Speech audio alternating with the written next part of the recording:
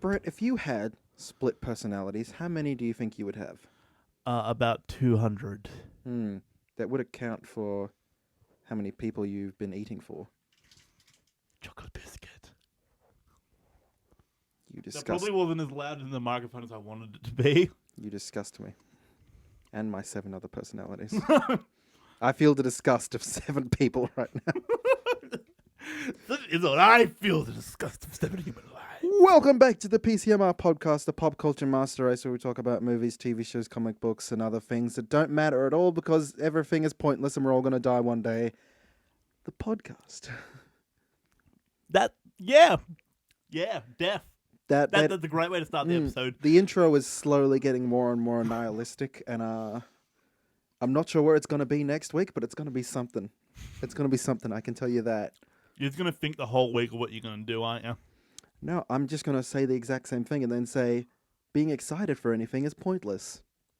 There you go. I'm just going to say that. There you go. Or am I? Who So, knows? I'll forget about all Maybe of you'll be that. an M. Night Shyamalan twist. What a twist! Yes. So, M. Night Shyamalan, speaking of the devil. We went and saw Split, the latest film by director M. Night Shyamalan, produced by Jason Blum, who produces every low-budget horror movie that comes out these days. Babadook. Except the Babadook. In our first 5-minute recording that we just deleted, we looked that up. Yeah, that was the one that slipped through his fingers. The one that got away. Yeah. He, as you said before, he must just have a poster of it in his room, just looking at it at night, just like, You could have been mine! yes. I imagine him doing that. Damn you, Australia! Ah! Yeah. That's the voice I imagine he has. Hello, I'm Jason Blum. I'm from America. It's very close. This is an American accent. It's very close to Tom Hardy's Bane. You think you were born in horror movies. I was shaped by it, molded by it. I did not see a good film until I was a man. Aiden, are you implying that horror movies aren't good films? Am I? Well, see, a lot of the thing with horror movies, they kind of don't need to be good for them to make money. They're good for different reasons to other films. See, well, what happens is you can make I'm not going to say a good horror. You can make a horror film for a relatively low budget, and it will make back a lot of money. Yeah, especially it depends on when you release it. I feel like around now, like this kind of February, kind of winter, summer, depending on if you're in the northern or southern hemisphere, kind of time, or October. Those are the 2 times you want to be releasing a horror movie. Low budget. There's nothing really else for people to see. They'll go see it. You'll make your money back first weekend, second weekend, bam. Yeah, and you don't want to put it up against like your Marvels. No, you don't come out during the summer. You don't come out when your Jurassic Worlds or your Avengers or your whatever are coming unless you out. have like a banging horror movie, like the best damn horror movie we all done seen. Like, see, it's even hard to think about horror movies that are that fantastic, you know? Yeah, there are ones that are... The ones that are good aren't really... They don't need to be big budget because a good horror movie taps into like one specific fear you have or one like what-if scenario and then cranks it up and then sticks a bunch of needles into you and makes you feel uncomfortable. I'd say like probably one of the most iconic horror movies of all time would be Silence of the Lambs.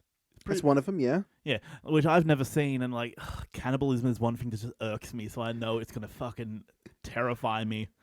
Because I can stand most things now. It's just cannibalism. I can't. And yet somehow zombies, they work for you. I wouldn't say it's like zombies are my favorite thing. I can do zombies, and yeah, sometimes it's done well, sometimes it's Brett, not. I can do zombies. Quote 2017. I can do zombies. I can do zombies. That's the name of your sex tape. I can do zombies. Okay.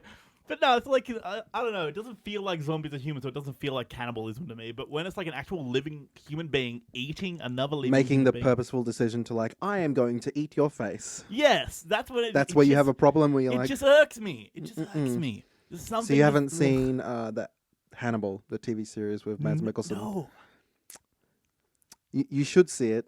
I know this cannibalism thing irks you, but your boy Mads Mikkelsen, your boy Lawrence Fishburne. So like even iZombie, it's a bit like disturbing for me. Like I can handle iZombie, But even it's like Is that straddling that line for you? it Because straddles the it is- line for me. they are zombies, but they have enough cognitive dissonance to be like, well, I can make the personal Yeah. decision like, I will eat your face. Yeah, and like it's not as graphic as it could be at the same time. Mm. Whenever she's eating brains, it looks real tasty. It's like she's putting it into a They salad. do that in Hannibal as well, but it's Yeah. like even fancier. Like her, it's kind of like, oh, here's a quick dish you can whip up in your kitchen in 20 minutes. With Hannibal, it's like, and then you thinly slice the meat like it's a piece of ham. You roll it up like a prosciutto. You present it real nice, and everything he cooks looks so fucking delicious. Yeah.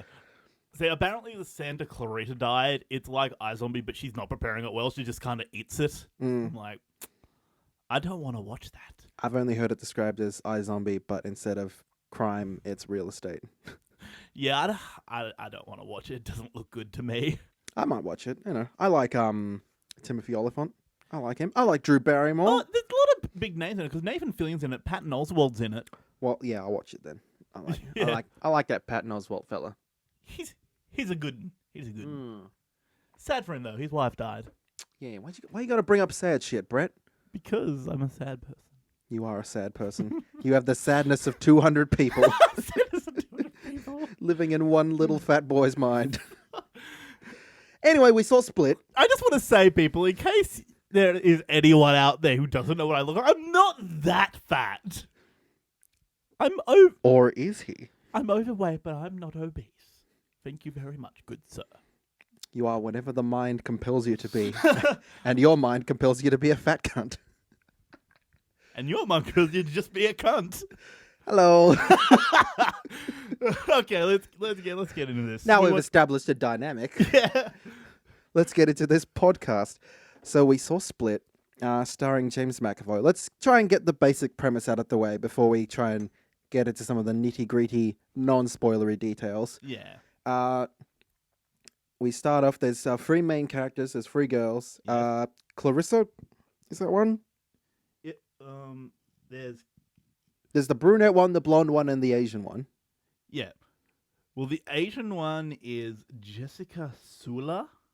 Is that the character's name or the actress's actor. name? Actress, okay. Her name is Marisha.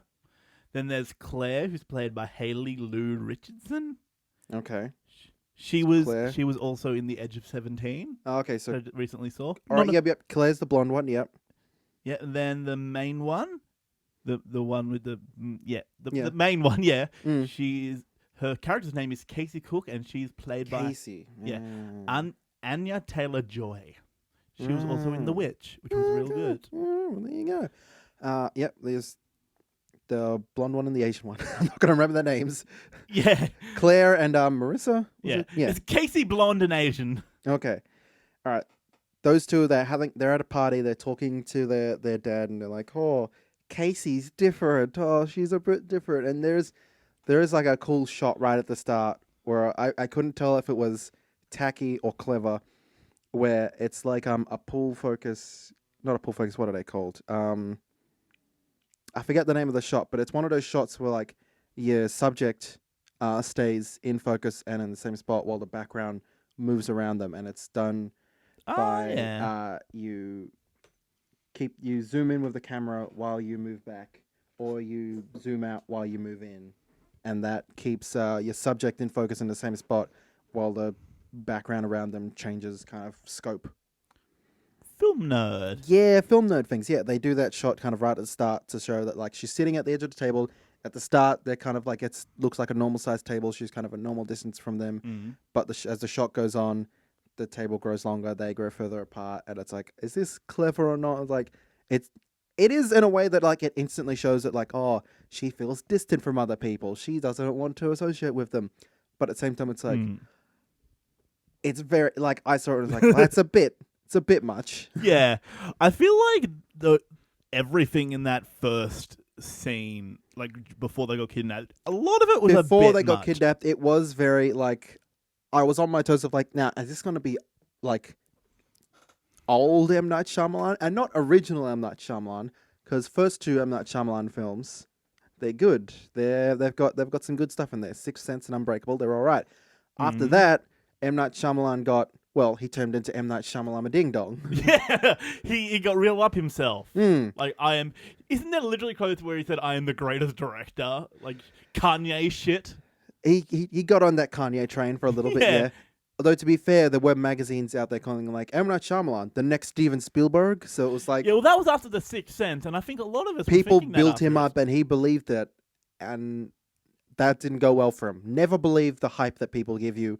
Always stay humble. Otherwise, you're going to make something like The Last Airbender or Lady in the Water. Yeah, see, someone And once you told don't me. want to do that. Someone once told me, once you think that you're the best you can possibly be, you will never get better. Mm-hmm. So never think you're the best because you'll never get better. Mm-hmm.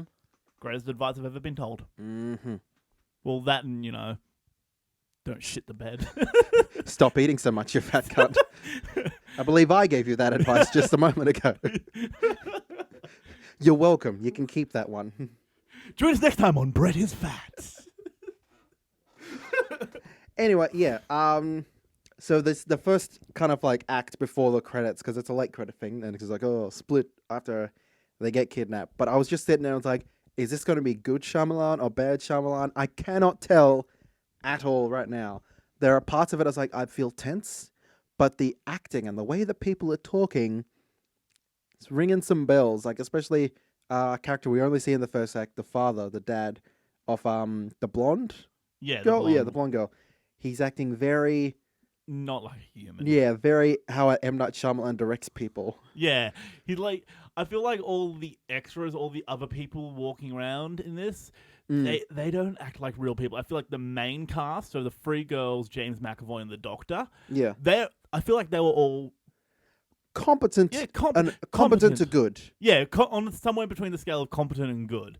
So it was fine. All They them, but, all like, seemed like real people for the most part. yeah, for the most part. Mm. But then it's like all the extras, and like even in the flashbacks, like Casey's uncle and dad, like they didn't. They were acting very much like they were in an M. Night Shyamalan film. Yeah, exactly. Like you don't seem real. No, but even Casey, to some extent, if you didn't have the full context of where the character was coming from, you would be like, I don't know about this acting decision here. It's very one note. It's very blank.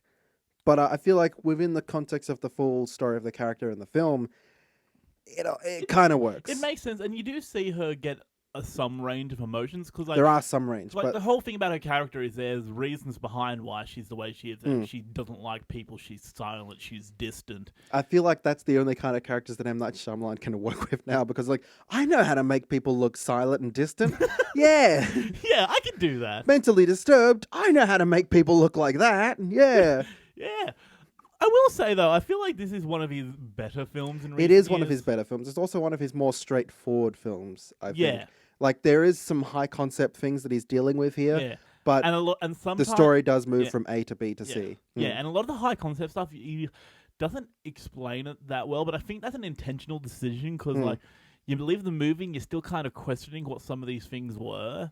There are things in there, though enough was explained that I was never like I was questioning. I was never fully questioning. Like, okay, I get this. You know, outside of the motivation, questions of the movie, once you'd ask, like, oh, but what does that mean? But so what's done here? Like, yeah. Like it doesn't leave you questioning anything that you shouldn't be questioning. All the questions you have are the ones that they want you to be asking.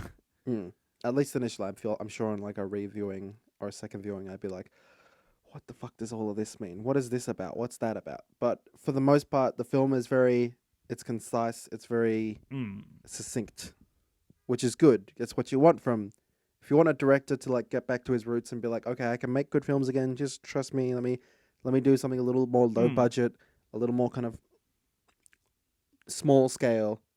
Let me prove to you again.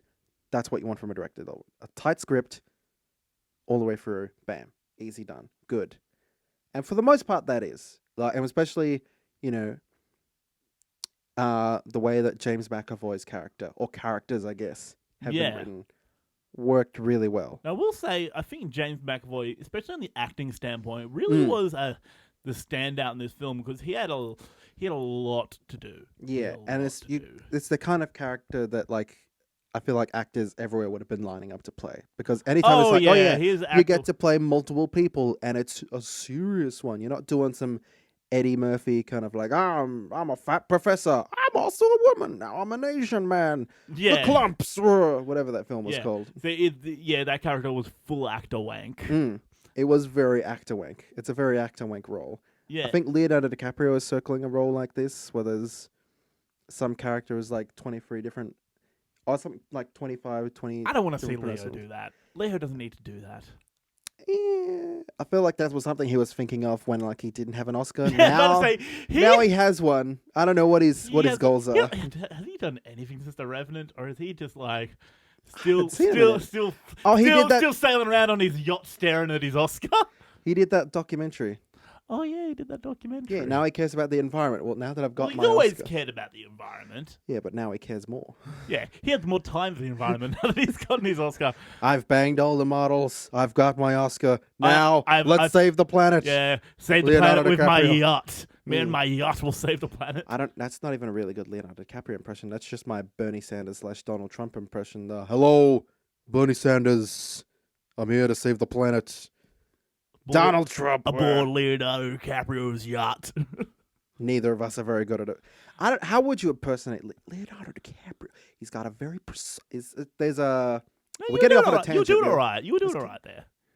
What if I told you I could accept ideas into your mind? I'm from Boston. I was say you were doing fine until a little bit of that Boston accent slipped in there. Well, I was thinking of The Departed and The Inception. I was like, which accent is his real accent? I don't know. Do you ever have that with actors where like they have a different voice in every film, so you're just like, I don't know what your real voice sounds like. I didn't know, and for fucking years, that Christian Bale was British. Like I thought he was American completely until it was like he got up and won an award for something, and it was like, oh man, yeah, this is pretty good, eh? And it's just like, what? What do you mean you're British?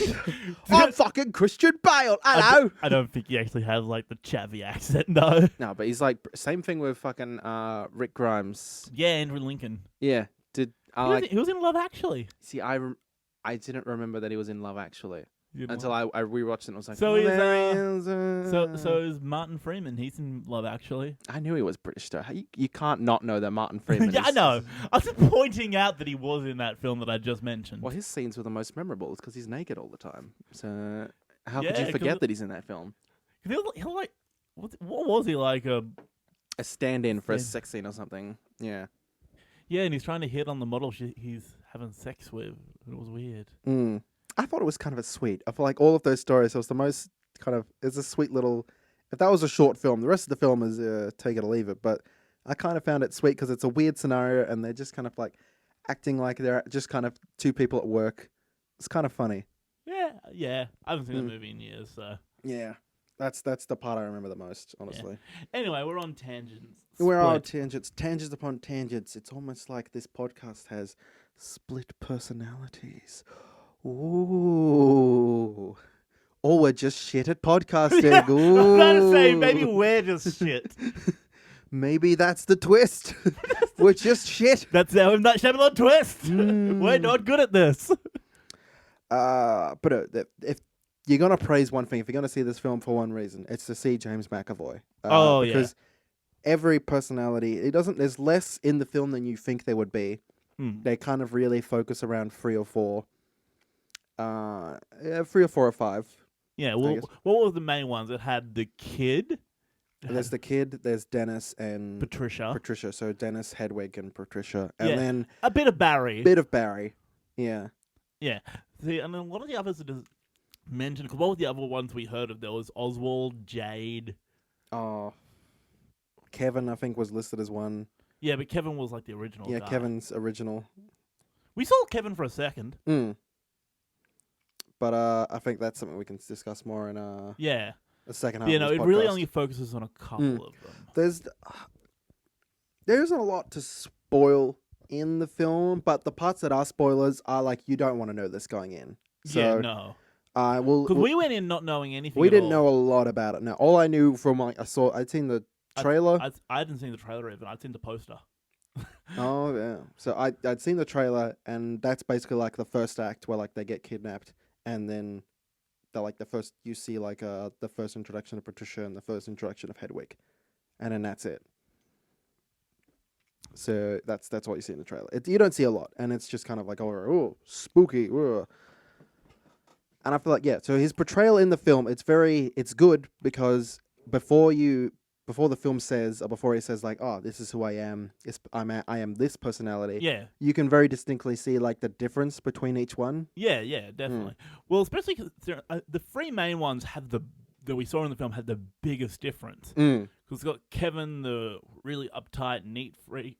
No, Kevin's Not Kevin, Dennis. Dennis, yeah. Devin, the uptight, neat freak. It helps that he wears glasses. It's like, okay, that's the one with glasses. Yeah. Then the Patricia, who's obviously a woman. Then, Hedwig, who was a little kid. So the three of the main ones are the three biggest differences, so you could obviously tell the difference between them. Did you feel that he was acting like a 9-year-old child? I feel like 9-year-olds are a bit more developed than that. I feel like that's how an adult perceives a 9-year-old child. Yeah, I don't think it was an accurate portrayal of a 9-year-old child. Yeah, I feel like maybe it was an accurate portrayal of an adult thinking he's a 9-year-old child. Yeah, that's what I think. It was an adult thinking he's a child, because I don't think there's 9-year-olds who actually act like that. I'm trying to think, what else can we discuss? Because I just want to talk about the bit at the end, which is the part that really fucking... but the movie finished, and I was like, okay. So we've talked about James McAvoy. Let's talk about some of these the three girls who kind of... only really one of them is kind of a main character. The other two... They're there. They're there for like stuff the first half of the film. Not first half. First act, little bit of the second act. And then... they have stuff to do. They have scenes, but it's like, they're supporting. They're not as developed as the two main characters of Kevin and Casey. Yeah. Yeah. They're the ones that really get a big old backstory. Like, Casey gets a big old backstory. Yeah, well, we get her in flashbacks. So. So she was raised by a hunter. Yeah. Someone who was a fan of hunting, and that kind of informs a lot of her decisions throughout the film. And some shit goes down in her past, which explains how she can deal with now. Yeah, and like why her personality is the way it is. Because obviously, a film about split personalities and trauma and stuff is going to reflect not just in a villain, but in the main character. Yeah. Well, so I thought, because I thought the M. Night Shyamalan twist would be that she had split personalities, but that was a dumb thought. Is it a spoiler to say what I thought was the twist isn't the twist? I don't think that's a spoiler. It's not a spoiler, but it's ruling out a possibility for people going in to see it. I think I'm the only one who ever looked at that film at any point and thought that, though. So yeah, I had another idea of like who else might have split personalities, but that turned out to be wrong. So yeah. Do we want to get into the spoilers? Yeah, it's too much to spoil and too hard not to spoil it. Let's just break it down and try and break down the nitty-gritty details. Okay, so what did you think overall? Because like going into this, it is an M. Night Shyamalan film. He has made some shit in the past. Yeah. I thought it was more solid than I thought it would be. Yeah, I feel like it had a very cohesive story. I could tell like it was A to B to C. I could get it moved along nicely, and you could always tell what was happening. Like there are some things that were left up to interpretation, some things that were a bit confusing, but you were never so confused that you didn't understand what was happening and what the characters' motivations were. No, I always knew what was going on, and there's only like a couple of scenes here and there I'm like, well, that's an M. Night Shyamalan-ism. So I can't call it for sure a good film because there are still like it just has some weird ways of directing people and some weird choices in dialogue that are still very kind of like, that's not how normal people talk. It's not even like an interesting, different way of normal people talking, like how an Aaron Sorkin would construct dialogue. It's just blocky and weird. But, as far as that goes, it's pretty good. Yeah. It's fine. I'd give it a solid, maybe a 6.5 out of 10. I was thinking exactly. We're so in sync. We are. Even though we're cunts to each other, we're so in sync. We are. That's how we're allowed to be cunts to each other. Because we're in sync. Mm-hmm. You're a cunt, Aiden. You're a cunt, Brad. Da-da-da-da-da-da. See, we even both went with the same tune. Yeah, about a 6.5 out of 10. If you've got nothing else to see and you've already seen... Yeah, well, you're in this... Triple X free or whatever. Triple X Return of Xander Cage. we want to see that, but we want to be in like a state. We want to have a few drinks. Yeah, so I'm think I'm gonna wait for that Yeah. to come out on a digital HD or whatever, Yeah, and then get it. whatever mediums it'll come out on. Mm. It's on Stan, Netflix. Stan, probably. They get some stuff, alright stuff on Stan. They've got Sicario on there. Oh, yeah. What's that other Australian web streaming service? QuickFlix. QuickFlix, I forgot to say Presto. I think Presto died. Presto's gone. Yeah, well, QuickFlix, that's one. Is it still around? I've never used QuickFlix. I have no idea what's on there. Probably like 2 movies. It was like there when it was like Netflix wasn't here, and I always see it and be like, I just want Netflix though. I don't want your fucking QuickFlix. See, it's hard to remember what life was like before Netflix now, because Netflix came out in Australia. It was round about when Daredevil season 1 came out, right? That was round about the same then, time. yeah.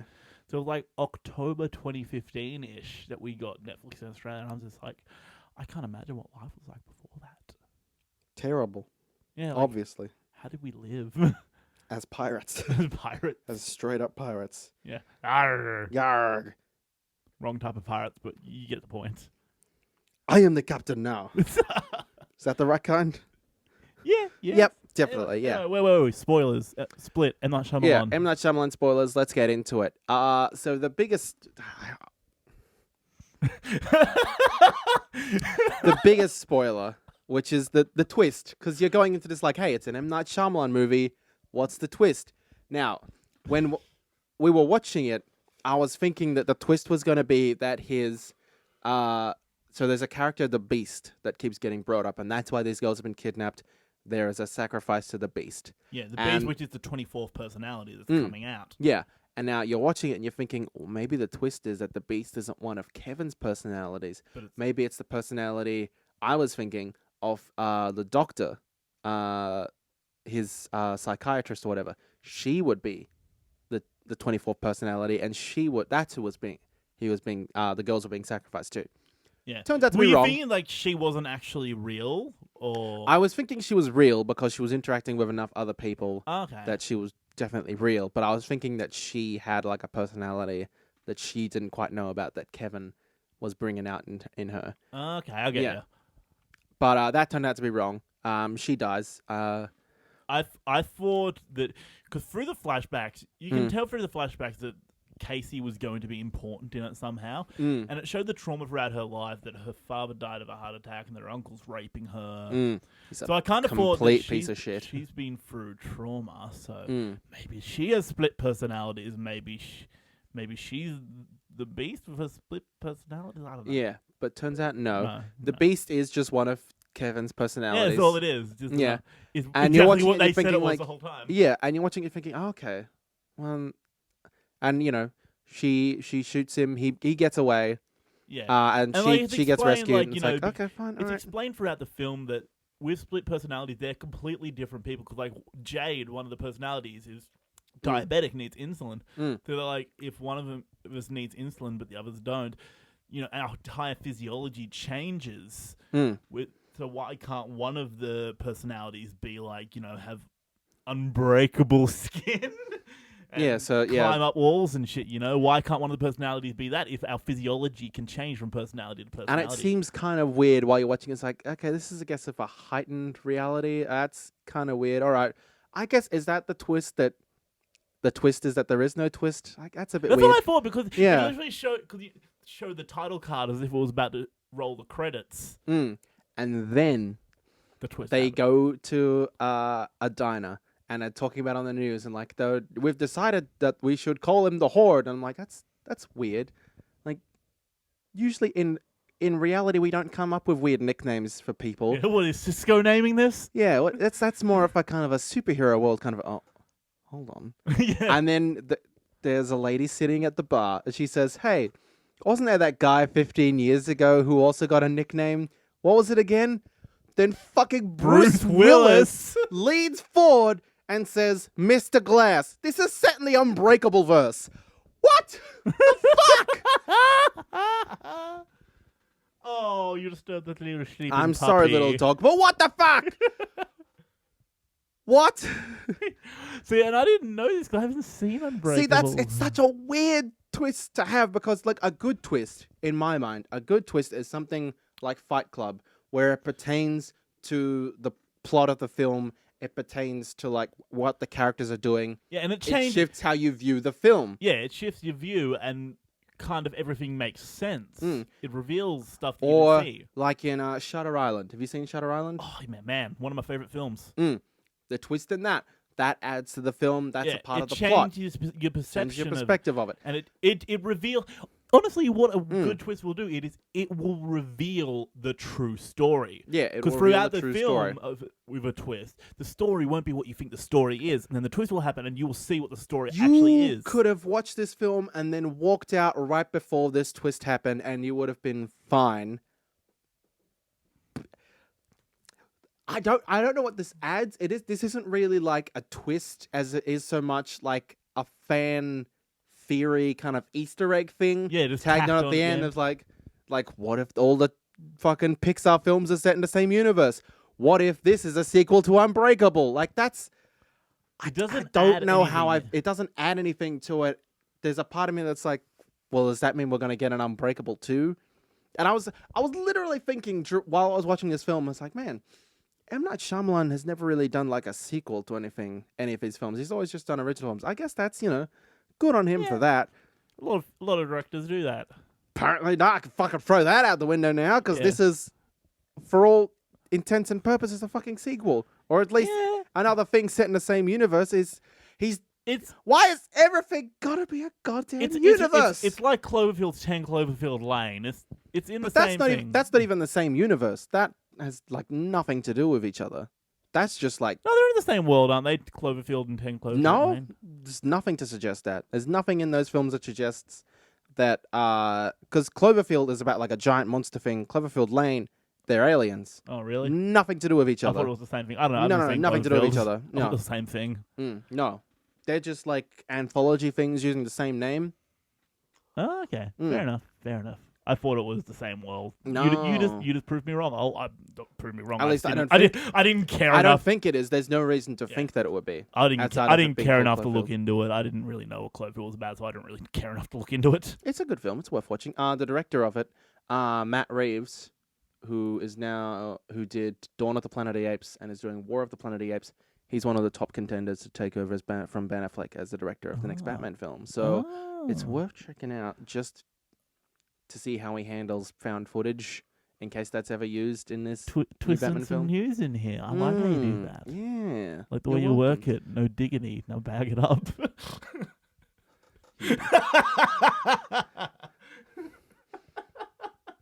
You truly are just 200 people, 200 disgusting people crammed into one fat fuck of a body, aren't you?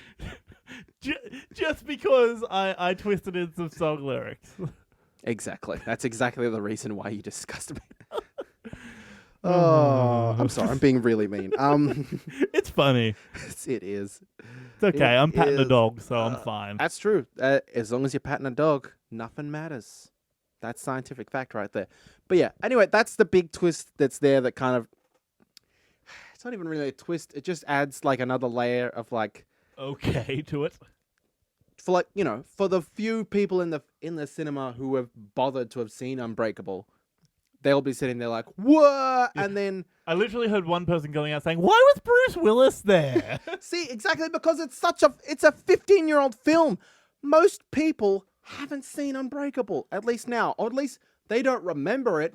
They're not thinking in their mind like, Bruce Willis's character from Unbreakable. Yeah, Mr. Glass. That's a name I'll fucking remember for the rest I was a of my kid when days. that came out. And like, when you're that young, you don't really see an M. Night Shyamalan film that young. Why would you see it? Why would you have cared? So like, It's such a weird thing to bring up now. Yeah, and like us, we're almost in our mid-20s, Mm. and we were too young to remember that film properly. So like, you're excluding so many of your audience with that. The So only many reason audience won't I've get seen that. it is because I went for a Bruce Willis movie marathon once and Course just you watched did. like 15 Bruce Willis movies. Of course you did. Hey man, you gotta switch it up sometimes. You gotta do some stuff. You got some hair in your mic there. I'm gonna move that for you. I don't think that's going to affect the audio quality at all, but thank you. Who in here has done an audio degree? Me? Oh, okay, yeah. Sorry, I forget. Sometimes I think that is one of my split personalities that's done the audio degree, but actually it's just you. Do you want me to fucking test you? Hmm? Your audio personality? Go. I'd expected you to say no. Nope, go. Test me. Go on. I don't know what frequency range is the human voice. 500. No. What is it? It can be between 2.5 kilohertz and 4 kilohertz. Yeah, 500. That's what I said. Fuck off! So a bit less than that. No, higher, because you said 500. Were you meaning 500 hertz or kilohertz? I meant the number 500. I meant what I meant. Do you even know what the frequency range of human hearing is? No, I don't care. There you go. I quizzed you and you failed. That's just because it's another personality, not this personality. See, Oh, fucking I have righto. stepped into the light. Oh, That's fucking someone righto. else sitting in the circle, or however it fucking works. I don't know. Yeah. Oh, they did do an effort to explain how it works. I feel But like here's one thing that they didn't explain. Like one question I have, which I don't think I'm meant to have. They explained that, oh yeah, for the longest time, Barry's been the one deciding who gets the light. And he's been controlling it. Everything's been well. yeah. Then Hedwig somehow took control and decided who got the light. But how did Hedwig get control? How did Hedwig get rid of Barry? There was a trauma. Oh, because there was a trauma at work where people came to see him when he was at the zoo. Like two girls came made him like touch their breast. That fucked with his mind, and he was like, "Oh, what the fuck's going on?" So that's how Hedwig got Barry out? That's how Hedwig like jumped in. And was like, "Oh, all right. Okay. I've taken over your light position.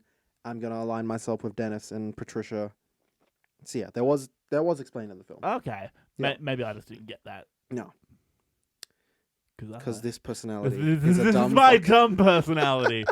I have Yeah. smart personalities. My Mm. smart personality is one who watches documentaries and looks up stuff about astrophysics. Now this is one just like, how do they do a thing? Make America great again. Okay, that's a bit far. That's a bit far. Let's be real here, Aiden. You crossed the line. I'm sorry. Even your dumb personality knows that that's a dumb fucking.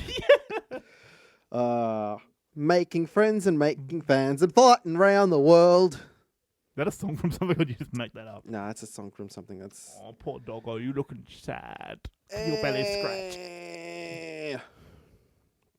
Is that the noise that your dog makes? Or is that the That's noise? this is the noise you make. Are you my dog? That's one of my many personalities. What are your personalities? Just a dog. Yeah, his name is Patches. You know what?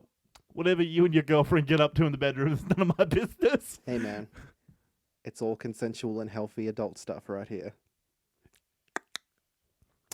I'm slightly disturbed. Is it just this personality that's slightly disturbed? How No, many no, personalities? all of them. All 200. Out of 200, all 200. All 200 are slightly disturbed by what you just said. That's my aim in life. To disturb at least 200 people At any given time. at any given time. Oh, this bit's getting old. It really is. What else is there to talk about? So do you feel like... I kind of felt throughout most of the film that I'm like, oh, I'm learning something about split personalities. But then right at the end, now that I know... was learning too, but then like, no, all of it Now got that thrown it's out the set window. in like a superhero world, I'm like, well, I'm just going to say that I don't know anything. I Yeah. don't know what any of this is true. Yeah. But I slightly started to believe it when they were talking about things like, oh yeah, their physiology can be totally different between personalities. I'm like, then I'm thinking, I want I want that to be real. It makes me want to Google things. Because I'm sure that like there's a part of that that's sort of real, but not to the extent that like you can climb on walls and become bulletproof Yeah. or whatever. I like parts of reality. Like I remember watching a video from Neil deGrasse Tyson about Interstellar, where he says, "What science fiction is you take parts of science, then you understand how that works, and you work in your parts of fiction." So, I like to think that there's like Neil deGrasse Tyson said, there's parts of science, there's parts of facts in there, but then they've taken those parts of facts and mixed it in with the fiction they needed to make the plot work. It's a weird film. Yeah, it gives you a lot to think about. Like, so... And I feel like I'd be sitting here wanting to talk more about the plot, more about the personalities. if there hadn't been just that dumb fucking unbreakable twist right at the end, which has thrown like all the ideas and thoughts I had about the film completely went out the fucking window, because all I can think about is like, so does that mean we're going to get a sequel to Unbreakable now? Does that mean that the Horde is now like a supervillain that's going to be out there, and Bruce Willis is going to have to fight James McAvoy? I'd like to see that. Hmm. So, I want to talk about the Beast. So, they said the Beast, it doesn't sit in the room with the other personalities. It's out in the train yard because his mother left on a train? Or was it his father left on a train? His father left on a train. Yeah, that's why it's out in the train yard. So, and it came in, and it wanted to cleanse the impure? That's what it was saying? Yeah, so the impure, as far as I could tell, were people who hadn't experienced like traumatic trauma. Yeah, and Like- he said something like, the people who have experienced trauma are the next stage of evolution. Yeah, the broken are the pure. Yeah, broken and pure, and something about the next stage of evolution. So I think he was basing that kind of on, it's like, well, if I can like will myself with this personality to be able to climb up walls, to be super strong, to be basically not so much bulletproof, but like, be able to survive point blank shotguns. yeah, shotgun blasts, then obviously people must experience trauma to evolve, and those who refuse will amount to nothing, and I will eat them. Yeah. Like, because throughout the film, the Doctor was talking about how maybe split personalities, they're more than us. Maybe they're the next stage. Which I feel like is just some bullshit for this film. But yeah, I don't think that's real. Cause I don't think split personalities are like actual totally different personalities, like they're saying this. Not totally different people. I feel it's just the mind coping with things in a way. There's different parts of the mind working weirdly. I don't know. I haven't looked up split personality disorder. Like, I feel like every time I hear about like, the only time I've heard about like split personalities is in movies, and it always seems inaccurate. Yeah, you never really know. I've never met anyone with split personality disorder. I think it was being called like DID or something in this film, which is, I don't know what that stands for. I forget. Did, yeah. They called it did. I don't know what it stands for either. Yeah, I heard him say that. I'm like, what would that stand for? Because I thought it was called split personality disorder. No, I think that's what it used to be called. Now it's something else. Ugh. Yeah. I don't keep up with these medical terms. They change the name of everything. I still call... I keep up with I still call STIs STDs, so what do I know? That's true. That's true. I mean, my doctor tells me what they're actually called, but I still call them STDs. Brett, you have many, many, many STIs. What? STDs. Brett, this is serious. This is serious. You really need to be taking your chlamydia medication. I don't have that. I have an STD. You're saying I have an STI. Incorrect. I think you'll find, doctor, I am the medical professional. Like Mr. Burns is like, when there's so many of them trying to fit through the door at once, they get stuck. So I'm perfectly fine. No. A slight gust of wind could indestructible. Yes, me with my STDs. I don't actually have STDs. Or do you? Maybe one of your personalities has an STD. That would explain a lot. And another one has an STI because that one isn't a fucking idiot. They just fuck idiots. So yeah, Beast. He's willed himself into existence. So I guess because it's in like this kind of superhero-y, or superhero quotation marks of the Unbreakable universe, that does make it believable to that universe that he can be bulletproof and whatnot. Because up until that point, you're watching it and you're thinking like, okay, now you've stepped over the mark into the supernatural. That's weird, but okay. Like at that point, I feel like they could have just gone the full like hog and gone super weird with it. Because he was talking about how the Beast had like real long hair and like extra long hands. Like, yeah, I kind of at that point just fucking have him. Yeah, like have his hair grow out, have his fingers grow longer. Like fucking go for it at that point. Like if he's going to be climbing on the walls and climbing up like on the ceiling, fucking go for it. Yeah, you just He's- go wild. He's already CGI and fucking weird. Might as well go for it. Yeah, I wanted them to really give him long hair, make him bigger and act like a beast, because they kept calling him the Beast. Yeah. But it was just him a little more buff with veins. Do you think that, especially because there's that scene at the end where he's bending the bars and is bleeding through his mouth and smiling a lot. Do you think James McAvoy would make a good Joker? Ooh, I think he could. I feel like if they were to replace Jared Leto with James McAvoy, although he's already Charles Xavier, but just he had a crazier smile. Yeah, he did have a crazy look in his eye. And I feel like I never really got that from Jared Leto, that real crazy look in his eye. It was just I'm on a lot of drugs. Well, this is I will fucking eat you, which is what I want more from a Joker. Yeah. So you want more instability. I want to look at him and feel very very unsafe.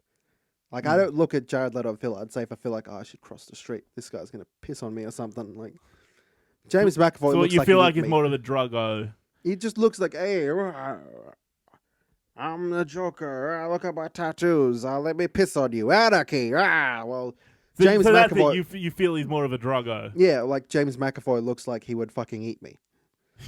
well, he did fucking. He did eat people. some people. Yeah, that was weird. and I believe that. I believe that James McAvoy is a cannibal, 100%. That irked me. That irked me, man. You weren't down for that? When I saw him eating the chick, I was like, "Oh, really? Cannibalism."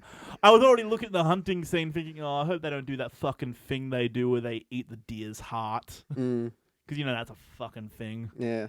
And fucking, because it's Valentine's Day, 2 bloody YouTube channels I watch just put up videos. We're like, "Oh, we're eating a real heart." I'm like, I'm not watching this video. Was it a pig heart or a sheep heart or something? Or? Well, SourceFed did one of those videos where Matt cooks. Have you seen any of those videos? Yeah, and he cooked him a heart. And as soon as he said that, I'm like, nope. Then Good Mythical Morning did an episode where oh, we're gonna try a bunch of different animal hearts. I'm like, nope. Okay. Nope. Neat. I'm not down for that ride. Oh, little dog is looking at me. It's so bad having a dog in the room while we record because they keep looking at him. It is. Give me a cute. Because you look down, you're like, oh, it's cute. What are we worrying about this dumb fucking film for? Let's just pat a dog. Fucking go for it. Oh. And you dropped your mic completely. Yes. Whoa! Almost hit my dog with that. All right, you want to remember to cut that bit out. Yeah, I'm gonna put a marker in because that would be loud. Yes. You guys will hear a little cut there where my microphone dropped. Ooh. So do you want to end it there? There's not much else to talk about. There's much else to talk about. The Beast. It's set in the Unbreakable verse. What the fuck? The Beast. There you go. There's I scared the dog off. Recommendations. Recommendations. Okay, I bought a couple of new games the other day. Okay, yeah. Let's see. What did you get? Yeah, as if I didn't already tell you. I know nothing. I don't remember anything you tell me. Well, I believe that. I bought Doom, but I haven't played that yet because I know both you and Isaac want to play it. So I feel like it'll be a good game for us to have a few drinks and play together. That's how my mind works now. What will be fun to do when me, Aiden, and Isaac have a few drinks together? I bought Doom. Yes. So I haven't played it yet. What I have been playing that I bought, though, was Final Fantasy 15. Now, I'd heard from a lot of people that, because I feel like both of us said we've tried one of the other Final Fantasy games and we just didn't like it. We couldn't get 10 into part it. 2. It starts off with a singing competition and there's dress spheres. I think Checked out. mine was 12 or 13, and it was just... I couldn't understand what it wanted me to do. It wasn't telling me what to do. I got to this desert outside of Sydney. It wouldn't let me go anywhere. I couldn't Just work outside of Sydney. A city, sorry, Yeah. a city. Yeah. It wouldn't let me go anywhere, and I couldn't work out the combat systems. Like, this is shit, I'm done. So I thought, a lot of people told me, no, you've played the bad one. Play this one. It's good. So I decided I had a voucher. I feel like that's everyone except 7. They're like, oh, no, you played the bad one. It's like, but I've played like 6 of them. You said they're all the bad apparently ones. 9 and 10, and 8, 9 and 10 apparently are all real good. 10 part 2 is not good. 10 part 2 is not Or good maybe at the all. first 10 is fine, but 10 Maybe. part 2 is bad. I know a lot of people cosplay as a character from 10 or 10 part 2. I can't remember. I don't know. But it Well, was not good I for played. me. I played 15. Long story short, I've played 15, and I'm actually really enjoying it. It's an RPG, so it's it's a deep hole where you play it for hours. It is. Yeah, I'm still just climbing out of that Fallout hole. Yeah. Well, I'm almost at the end of the tunnel. I bought it on Saturday, and I currently have 16 hours of playtime on Final Fantasy 15. Yeah. Mm. They're like, this is the first one where they haven't had turn-based combat, Mm. which I'm like, because these are long games. They've always been long. Mm. But I'm just like, I don't think I would have been able to play this many hours worth of turn-based combat. Mm. It would have just bored me. No, it's real-time combat, and it's a real. I'm not going to try and explain it, but it's a really unique combat system. Oh yeah. And it's a good story. It's a good story so far. Mm. And yeah, I recommend it. Well, I just recently watched Justice League Dark, the Ooh, yeah, I newest need to of see these kind that. of DC animated straight to DVD films. I feel like it's probably one of the better ones in recent Yeah. years. Like recently, I feel like a lot of people have been like really down on them and like saying like, yeah, they're not that great. They haven't been good since Flashpoint Paradox for a lot of people. But I really like this one. It's real dark. Mm. It's definitely like not one you want to. If you have little kids, don't show them this one. Like Yeah, is there's a lot of blood. Isn't there like A lot Swamp of- Thing kills people? Yeah, like not just Swamp Thing. A lot of people die in this. Mm. It's real dark. But it's real good. It's really Constantine's film. Yeah. Like it's like he's probably like the main character for the film. There's a lot of other ones. There's Swamp Thing. There's Batman. Yeah. I heard a you lot of see- people complaining about Batman being there. What did you think about that? He didn't really need to be there, but he was fine. Like I don't mind that he's there. He wasn't like the main character, so that's fine. Yeah, but he was good. It's kind of really, if you've read any of like the DC's kind of like more magic side stuff, it's a lot of that. So it's Constantine, Zatanna, Swamp Thing, Etrigan the Demon, and Deadman. So it was. I'd recommend it. Like I don't want to say too much about it, but if you liked something like Doctor Strange, but you want something a bit more DC focused and a bit more dark, a bit more kind of edgy, I think this will be right up your alley. Also, if you're missing Matt Ryan as voicing Constantine, he's here voicing him right now. So there you go. mm-hmm. So did you watch the premiere of Legion? I did. I haven't. You haven't watched it yet? No. I recommend it. It like of all like these superhero shows we watch, they're all real silly and real like I guess that's a good. This one's a mindfuck, man. Wow. It's a straight up mindfuck. It- Definitely watch it. It has the multiple personalities thing, doesn't it? It not so much in the first episode, Okay. but it's definitely like it deals with mental health and all that. So watch it. Definitely watch it. Okay, yeah, I'll get to it. I've fallen a couple of weeks behind with all the superhero I was trying to catch shows. up with Supergirl today, but I didn't. I got for like 15 minutes into the Yeah, episode. are you still pretty far behind on a lot of them? Oh yeah. Oh, like I've caught up with Flash and Arrow and all that. All like the CW stuff except for Supergirl. I've caught up, I think, with Agents of Shield. I think there's a new episode today, so I might go home and watch that. I'm still not. Like, by the end of it, I'll be ready for our crossover, our episode where we talk about the finales of all of them. I know that, but right now I think I'm about 2 episodes behind, give or take. Yeah, Just 'cause, like, it's so much per week. it's a lot. And now that Legion is like, I was really hoping that Legion would be bad so I could not watch it, but it's real good, so I've got to add it to the roster. Yeah, it's real good, man. You can't be missing out on this. It's real good. Oh, and to throw back to last week's recommendation where I said I started The Expanse, I'm currently 4 episodes in, and it's difficult. It's difficult. It's like, it still has like the 2 stories going on. The one about the miner on the ship and the one about the detective. Yeah. The miner on the ship stuff, I like that. Mm. I cannot stand the detective. Yeah. Detective and all his scenes. I was like, oh, fuck Real bad. off. And I want to keep watching because I do like this dude who was on the mining ship and like what's happening to him. And I like the tensions between the belt and Mars and Earth. But it's just like at the same time like, oh, can you fuck this detective off? I just want him gone. Speaking of things, Powerless. I watched the first 2 episodes of that. Yeah. I really like the intro. It has a really cool intro where like it'll show like a scene from like sort of like Superman saving someone, then it will zoom in on a character in the background, and that's kind of like their little conceit of like, hey, it's not about the superheroes, it's about these other people. So that's real interesting. What network's it on? It's like NBC or something. Okay, so it's not set in any of the actual universes. Yeah, it's set in its going on. own kind of like DC universe where like all the DC characters kind of exist, but we're not likely to see most of them. Okay. Yeah. The pilot is terrible. Okay. It's real bad. Okay. And it's really a shame because from what I hear, the original pilot, because this is like a rescripted pilot once like the Okay. showrunner left, the original pilot is real good, Yeah. and this one is real bad. And like it's completely different. So originally it was set in like an insurance office, and it was dealing with like insurance claims where people complaining about like superheroes damaging their car or something. And now it's about they work for like Wayne Security, Uh-huh. and they like build like gadgets and stuff for people. Oh yeah, so Bruce Wayne are like, oh, what would it be like working for a superhero? You never know. Yeah, and they work for Van Wayne, which is I think is the only character from the comics. He's like a cousin of Bruce Wayne, who I had to look up on like a DC wiki, and it's like, okay, no, he's real. All So right. wait, this isn't Bruce Wayne's company. This is his cousin's company. It's a subsidiary of Bruce Wayne, of Wayne Enterprises. Okay, so you don't see Bruce Wayne. So they work for a company that's Mm. that's owned by Wayne Tech. Okay. Yeah, so it's a subsidiary of that. And the second episode, I thought was better because the jokes were a bit darker. They had a bit more edge to them. Yeah. So I feel like the show could find its groove at some point. I might check in every other episode, see how it's going. Because it's only like half an hour, so it's not. It doesn't take up a lot of your time. Or I might just wait for Marvel to get off their ass and do damage control. Yeah.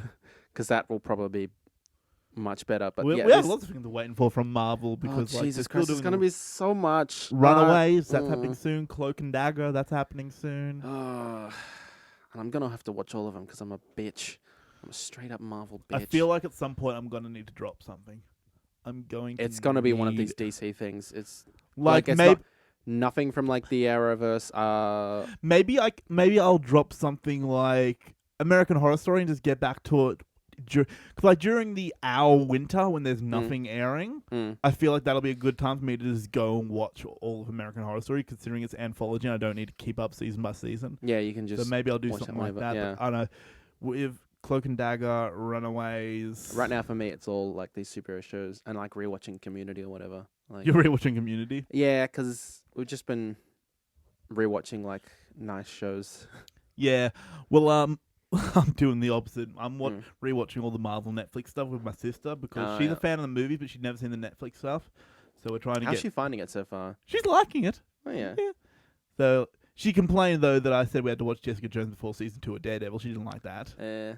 Well, So you gotta. You gotta. You gotta do. But yeah, so we're trying to get through all that before Iron Fist. It's we're like a month away. Yeah, a month. So we're currently 4 episodes into Jessica Jones. We're gonna talk about that. Like that will not feel like a chore at all. I hope.